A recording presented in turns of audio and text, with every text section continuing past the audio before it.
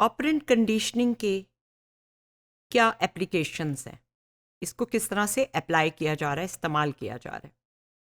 Consequences जो हैं वो डिज़ायरेबल भी हो सकते हैं, पॉजिटिव होते हैं जैसे फूड है या प्लेजेंट सेंसेशन है, अनडिज़ायरेबल भी होते हैं जैसे और नेगेटिव भी होते हैं जैसे शॉक है या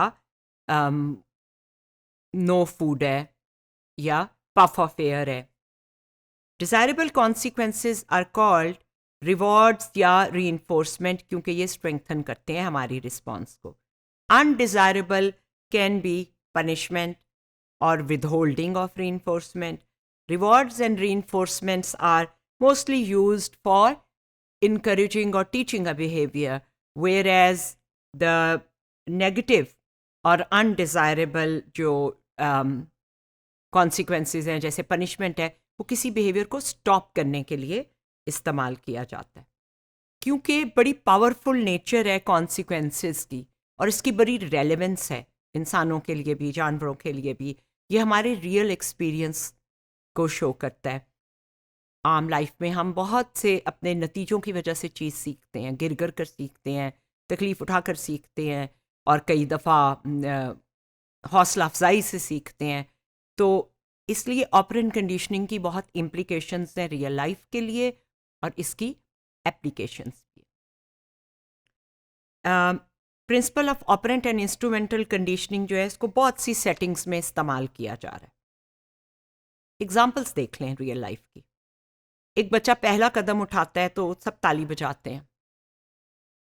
वो सलाम करता है तो उसको शाबाश कहा जाता है। हमें grades, trophies, honours, bonuses, food, treats, salary की रेज, ये सब चीज़ें मिलती हैं। सर्कस एनिमल को भी ऐसे ही ट्रेन किया जाता है। वो परफॉर्म करता है तो उसको उसकी मर्ज़ी की फेवरेट फूड देते हैं। तो तभी कुत्ते चक्कर लगाना, नाचना, घोड़े ढोल की थाप पे नाचना, ये सब सर्कस एनिमल्स जो हैं वो इसी प्रोसेस से सीखते हैं, रीइंफोर्समेंट के ज़रिए ट्रेन होते हैं। स्टूडेंट अपना काम ख़त्म करता है तो उसको खेलने का या ब्रेक का टाइम मिल जाता है। कई दफ़ा हम खुद अपने लिए सेट करते हैं कि मैंने ये एक चैप्टर याद कर लेना है या मैंने ये 10 स्लाइड्स बना लेनी है, तो उसके बाद मैं मूवी देख सकती हूँ या मैं मर्ज़ी की किताब पढ़ सकती हूँ। तो ये हम अपनी रीइंफोर्समेंट को खुद भी सेट करते हैं। उससे मुश्किल काम करना, मेहनत वाला काम करना आसान हो जाता है। खाना खा लो, दवाई पी लो, फिर तुम्हें चॉकलेट मिलेगा। रेड लाइट हम क्रॉस करते हैं तो हमें फ़ाइन या चालान हो जाता है।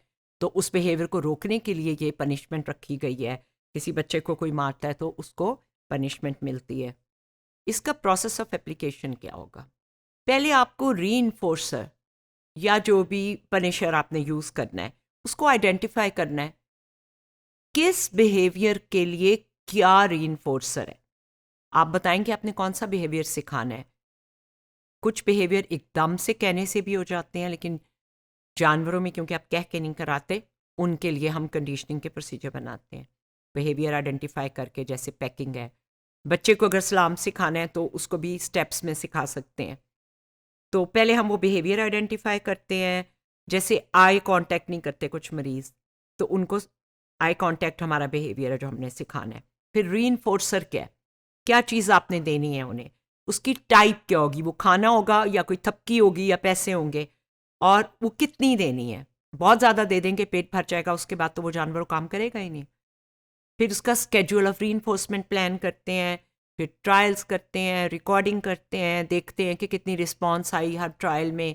जैसे जैसे वो रीइंफोर्समेंट मिलती गई तो उसका क्या पैटर्न रहा रिस्पॉन्ड करने का, और आखिर में हम देखते हैं कि हमारे ये करने से पहले और बाद में किस तरह से फ़र्क आया उसकी रिस्पॉन्स में।